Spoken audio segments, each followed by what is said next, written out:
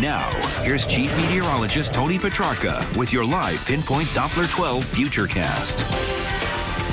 Well, the wind behind this storm system as it pulls away, picking up. That's why the concern in New York City. Though the wind is good for us overnight because the pavement is still wet, and with each hour that we have increasing wind, it helps to ventilate the pavement and dry it out before the temperature falls below freezing. But if there's any leftover residual moisture early in the morning, there'll be a little bit of patchy black ice. Shouldn't be widespread, but the chances are there. As we take a look at the Doppler radar, you can see the rain, the last of it now pulling offshore. But also draw your attention to a little band of snow across the Hudson Valley of New York and western Connecticut. This is tracking off to the north and east.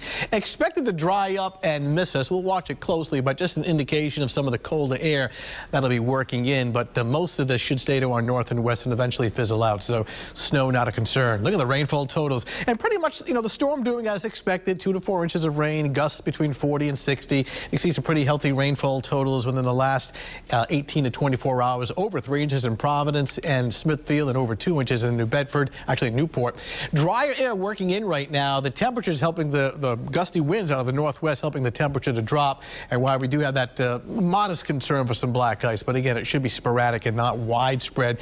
The winds picking up won't be the same magnitude of what we had today, but we'll be gusting 25, 35 miles per hour overnight tonight and even through tomorrow morning and tomorrow afternoon. Down to 34 in Gloucester, upper 30s along the South Shore after being in the 60s earlier today. The cold air taking over and sharply colder weather coming up for Thanksgiving Thursday, even though we do get some sunshine. The winds are out of the west-northwest right now, picking up at 16, so the 38 feels more like 29. And yes, the wind chills will be a factor for your Thanksgiving Thursday, so bundle up. The storm center itself is now over Maine, intensifying and pulling away. And on the back side of it, you can see plenty of snow in upstate New York and northern New England, though should not be a concern for us. Get in real close and watch how the temperatures drop off, starting off this evening at 11 o'clock and overnight tonight, falling all the way down into the upper 20s to low 30s. And even with all-day sunshine tomorrow, 10 o'clock in the morning in the low 30s and not much higher than the mid-30s tomorrow afternoon. So it's noticeably colder and even colder tomorrow night as temperatures fall back to about 20-25. So the rain, of course, has come to an end.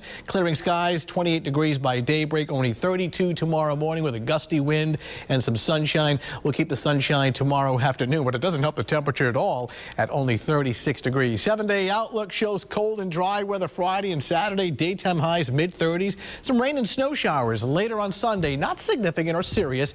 Temperature on Sunday between 40 and 45. So yes, it is dry for those high school football games, but grab the blankets, the warm jackets, the hot coffee. It'll be noticeably colder, and with the wind, it'll definitely be a wind chill for those games, but at least the sun will be shining. All right. Thanks, Tony. Coming up.